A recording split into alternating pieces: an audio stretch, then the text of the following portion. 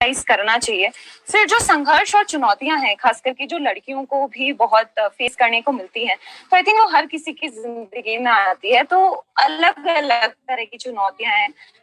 मेरी जिंदगी में कुछ अलग थी, हर किसी का जो बैकग्राउंड होता है वो काफी अलग रहता है, तो उस हिसाब से। लेकिन चुनौतियों से डील करने के लिए मेरे हिसाब से 3 चीजों की बहुत ही आवश्यकता है। सबसे पहला तो मेहनत है। मेहनत का कोई तोड़ नहीं है। मुझे ऐसा लगता है कि कमियां हर किसी में होती है।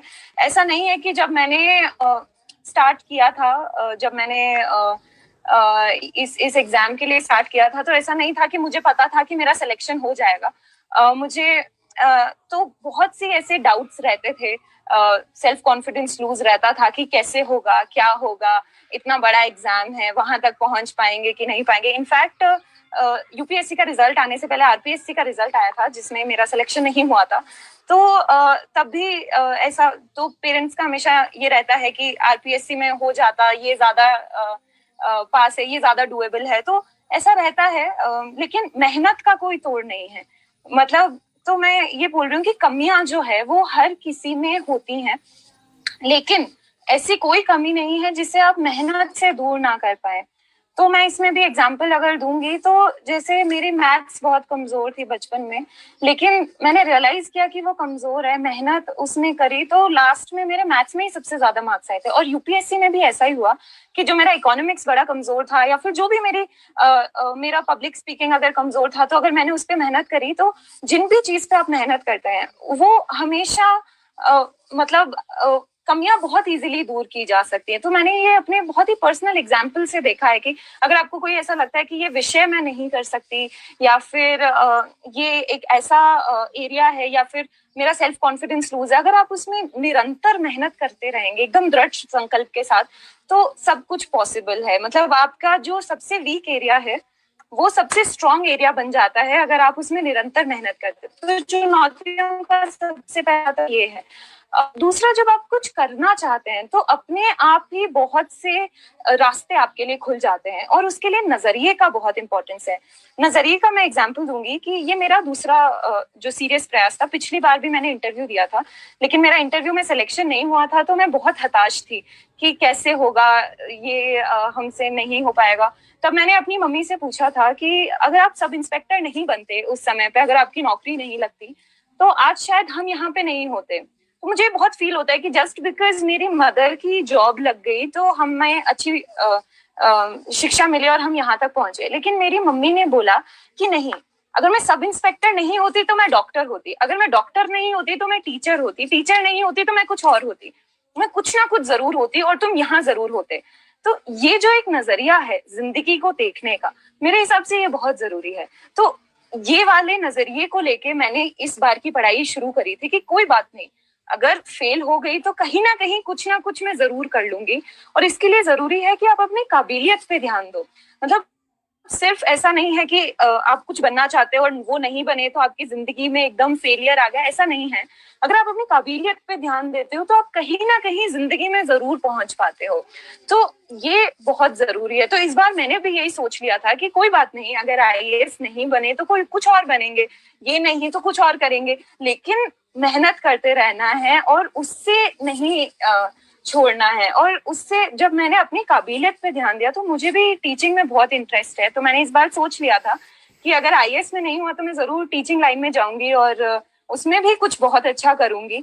और ये आत्मविश्वास लाना है, और ये आत्मविश्वास आपको मेहनत से आता है। जैसा कि मैंने कहा, ऐसा नहीं है कि मुझे शुरू से आत्मविश्वास था कि ऐसा हो जाएगा वो हो जाएगा, लेकिन जैसे जैसे मेरी मेहनत बढ़ती गई वैसे वैसे आत्मविश्वास बढ़ता गया, वैसे वैसे चुनौतियां भी अपने आप सॉल्व होती गई। और इसमें जो तीसरी चीज है वो है सपोर्ट की। तो आपका जो परिवार है वो हमेशा मेरे हिसाब से आपका सबसे बड़ा सपोर्ट रहता है। और ये जो टीनेज है, जो 12-17 साल के जो बच्चे हैं, इस केस में हम लोग बहुत ज्यादा बाहरी दुनिया से प्रभावित हो जाते हैं।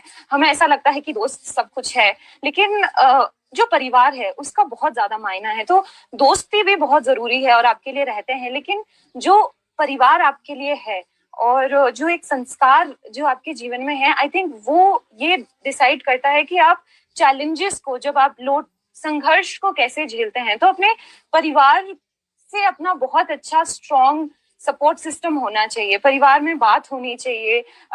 और कभी कभी परिवार सपोर्ट नहीं करता है, जैसे लड़कियों के साथ होता है कि बाहर नहीं जाने देंगे। तो जब मैं भी क्लास 12th में थी, मुझे भी दिल्ली पढ़ने जाना था, तो मेरा बहुत ही बड़ा संयुक्त परिवार है, तो सबको ऐसा लगता था कि दिल्ली बहुत दूर है और दिल्ली में लड़कियों को भेजना चाहिए कि नहीं भेजना चाहिए, इसमें बहुत। लेकिन मैंने उनको विश्वास दिलाया, मैंने उनको ये कहा कि मैं अपनी मेहनत में बहुत ईमानदारी रखूंगी और मैं क्यों जाना चाहती हूँ। तो मैंने लड़ झगड़ के मैं नहीं गई, मैंने बहुत उनको कन्विंस करने की कोशिश की कि मैं क्यों जाना चाहती हूँ और मैं किस तरीके से जो वो मुझे मौका देंगे उसका सबसे बेहतरीन इस्तेमाल करूंगी। तो आपका जो परिवार के साथ जो सपोर्ट है वो बहुत स्ट्रांग होना चाहिए और उसके लिए आपको एकदम अच्छे से उनसे बात करनी चाहिए, उनको विश्वास दिलाना चाहिए। और मेरे हिसाब से अगर वो आपकी ईमानदारी देखते हैं, अगर वो देखते हैं कि आप में काबिलियत है, आप मेहनत करना चाहते हैं, तो मेरे हिसाब से ऐसा कोई परिवार नहीं है जो आपको पीछे खींचेगा। और अगर इसके बावजूद भी अगर कुछ लड़कियों को मौका नहीं मिलना चाहता तो अपना मौका खुद निकाल लेना चाहिए। जैसे कि मेरी मम्मी का एग्जाम्पल है, तो उन्होंने अपना मौका खुद ढूंढा। उनको अगर पढ़ने की चाह थी, उनको ये था कि उनको जिंदगी में क्या करना है, तो उन्होंने अपनी रास्ता खुद बनाया। तो ये सब चीजों की बहुत जरूरी है, नजरिए की बहुत जरूरत है और एक काबिलियत पे काम करने की बहुत जरूरत है।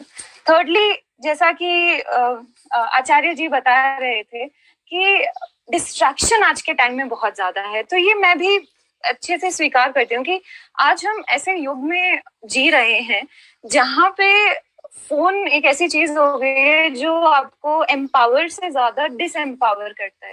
तो अगर आपके पास, मतलब मैं अगर अपने एग्जाम्पल देना चाहूँ, तो मैं जब पढ़ाई कर रही थी तो मेरे कुछ दोस्त थे और वो मुझसे कहीं ज्यादा मतलब कहीं ज्यादा इंटेलिजेंट थे, कई बेहतर कॉलेज से आए थे और बहुत मुझे ऐसा लगता था कि जैसे लोग आईआईटी से थे और मैंने सिर्फ बीए किया था, तो मुझे ऐसा लगता था कि मैं कहाँ इनके साथ compete कर पाऊंगी। मतलब मुझे कॉन्फिडेंस नहीं था, लोग एमबीबीएस करके आ रहे थे और तो मुझे बड़ा डर लगता था कि इनके लेवल से नहीं हो पाएगा। लेकिन फिर मैंने एक चीज जो बहुत इंटरनली रियलाइज करी थी, वो ये थी कि लोग बहुत ज्यादा डिस्ट्रैक्टेड हैं, बहुत ज्यादा काबिलियत होने के बाद, मेहनत का जज्बा होने के बावजूद आप फोन को नहीं रख पाते हैं। और जो भी इंसान फोन को नहीं रख पाएगा और मेहनत नहीं कर पाएगा, वो यहाँ तक नहीं पहुंच सकता। तो एक जो चीज जो मेरे अंदर यूनिक थी, मुझे ऐसा लगता है, वो था कि मेरे में आत्म संयम बहुत था, मेरे में मतलब मैं सेल्फ कंट्रोल कर सकती थी। तो आई थिंक वो एक बहुत बड़ा रीजन है कि मैं यहाँ तक पहुंच पाई हूँ, अपनी धीरे धीरे अपनी छोटी छोटी कमियों को दूर करते हुए, धीरे धीरे संघर्ष करते हुए, आत्म संयम रखते हुए। और जो भी यहाँ पे आया है, अभी मैं ट्रेनिंग कर रही हूँ, मेरे बहुत से लोगों से इंटरेक्शन हुआ, सभी लोगों का यही मानना है कि जब तक आप उस डिस्ट्रैक्शन को नहीं हटाएंगे, तब तक आप चाहे कितने भी ब्रिलियंट हो, आप यहाँ तक नहीं पहुंच पाएंगे। और ये बहुत, मतलब आज के टाइम में अगर कोई एक डिफाइनिंग चीज है कि आपकी सक्सेस किस चीज से डिफाइन होती है, वो इसी चीज से कि तो फोन, मैं ये नहीं कह रही कि उसको बेहतर उसके लिए यूज मत करो। आई थिंक उसके बहुत ही पॉजिटिव यूजेस हैं।